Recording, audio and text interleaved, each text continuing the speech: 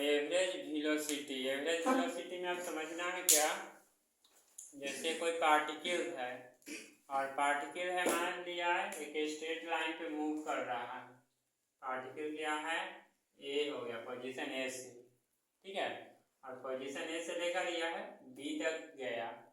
तो बी तक जाने में जो अभी जस्ट डिस्प्लेसमेंट में पिछले वीडियो में पढ़े थे, तो डिस्प्लेसमेंट में क्या था, यानी ए से बी तक का जो था कंडीशन वह क्या था x2 और इसके लिए क्या था x1, तो यहाँ निकाले थे, ठीक है, तो डेल्टा x निकला था। तो इसमें हमें जानना क्या है कि यानी एवरेज वेलोसिटी में पार्टिकल्स जो है कितनी तेजी से यानी हाउ फास्ट और किस डायरेक्शन में मूव करता है, ठीक है, उसे हम एवरेज वेलोसिटी के नाम से जानते हैं। यानी पार्टिकल्स का जो मूव करने का जो कंडीशन है, स्पीड है, वह कितनी तेजी से हो रही है और किस डायरेक्शन में हो रहा है, क्या टाइम लगता है, ठीक है, वह क्या हो गया एवरेज वेलोसिटी। और एवरेज वेलोसिटी को हम लोग VAV से डिनोट करते हैं, ठीक है। VAV का मतलब हो गया एवरेज वेलोसिटी, यानी इसके साथ जो समय लगेगा तो डेल्टा x और टाइम जो लगेगा वह डेल्टा t। तो डेल्टा x का मतलब होता है बहुत ही, मतलब जैसे a और b है तो यहाँ पर नाम दे दिए p और q, यानी p और q एक दूसरे के बहुत ही नियर में होंगे, निकट में होंगे, इसलिए डेल्टा नाम दिया जाता है, ठीक है, यानी बहुत ही छोटा, इनफिनिटेसिमस बोलते हैं।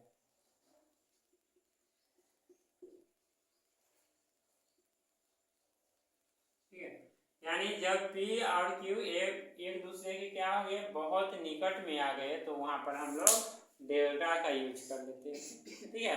और यही डेल्टा बाई डेल्टा टी ये एवरेज वेलोसिटी का फॉर्मूला भी हो गया। तो लिखेंगे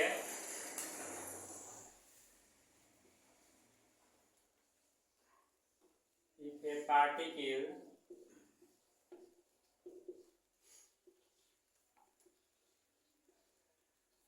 moves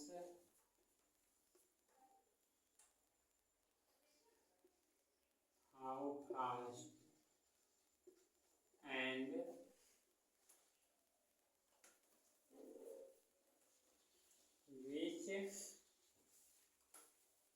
which direction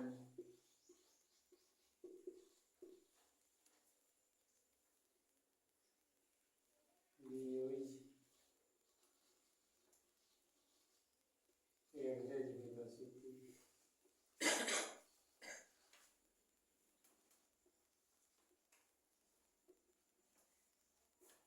ठीक है, इस तरह लिखेंगे average velocity the rate of change of displacement, ठीक है, यानी displacement the rate of change of displacement, क्या हो जाएगा displacement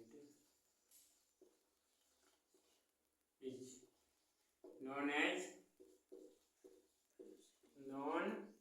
as average velocity VAV। it is represented by, लिखेंगे it is यानी average velocity, तो it is represented by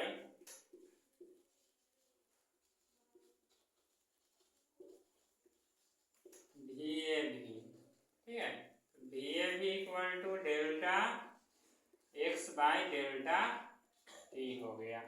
ये एवरेज वेलोसिटी का फॉर्मूला निकल गया, है ना। इसके बाद हमें नेक्स्ट टॉपिक है क्या है, इंस्टेंटेनियस वेलोसिटी के बारे में जानना है।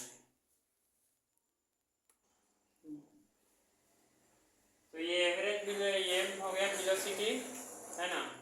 तो यहाँ पर समझना है, जैसे पॉइंट का नाम दे दिए, क्या दे दिए है यहाँ पर P, तो Q को यहाँ छोड़ देते हैं, P से हमारा B तक का, है ना।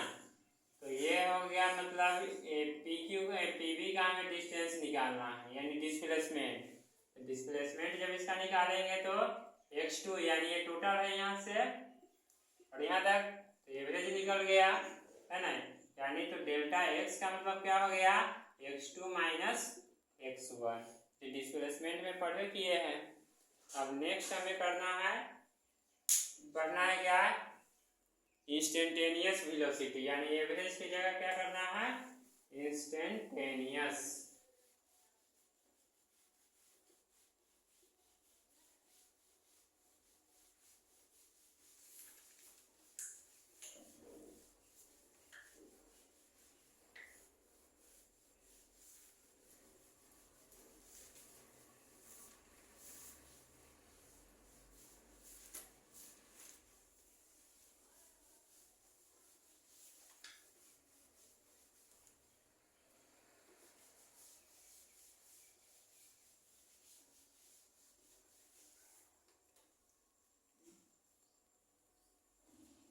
तो इंस्टेंटेनियस वेलोसिटी,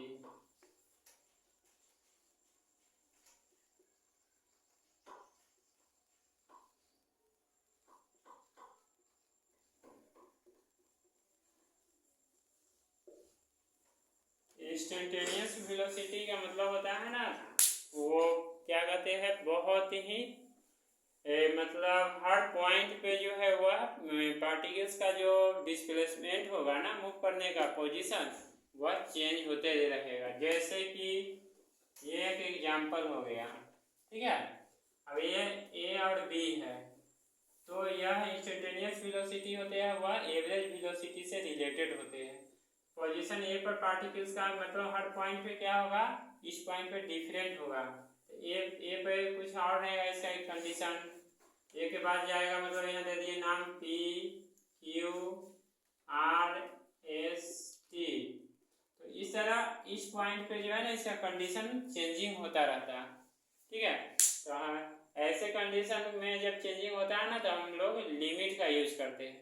तो प्रीवियस वीडियो में पढ़े थे, है ना, फॉर्मूला रिलेटेड लिमिट का।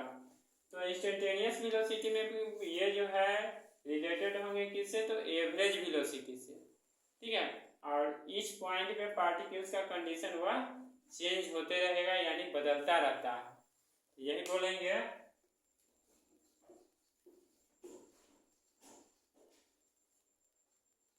Rate of changes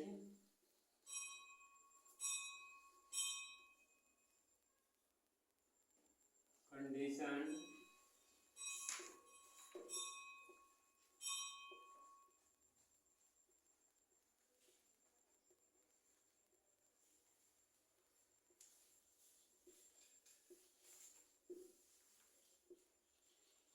different condition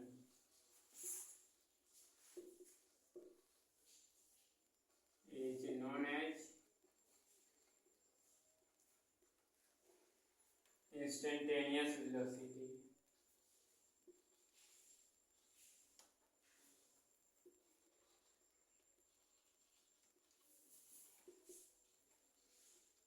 instantaneous velocity को हम लोग v से रिप्रेजेंट करते हैं, सिंपल से v से, ठीक है। तो यहाँ पर ये भी लिख सकते हैं, नेक्स्ट में the rate of changes average velocity, average velocity,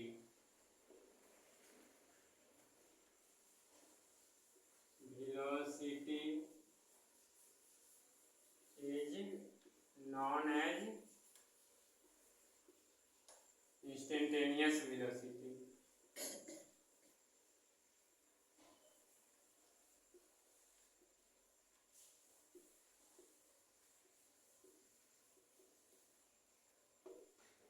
ठीक है, instantaneous velocity,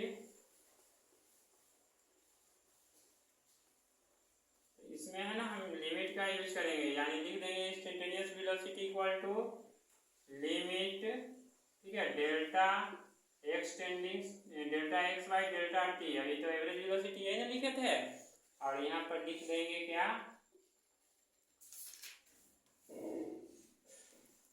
T टेंडिंग्स to zero, ठीक है। तो इसको जो ये डेल्टा जब हटता है ना, तो डी हो जाएगा d x by d t, ठीक है। यानी v equal to d x by d t. D x by d t कहने का मतलब ये बहुत ही छोटा है, समझे ना, D x by d T बोलते हैं तो ये कंडीशन बहुत ही छोटा है।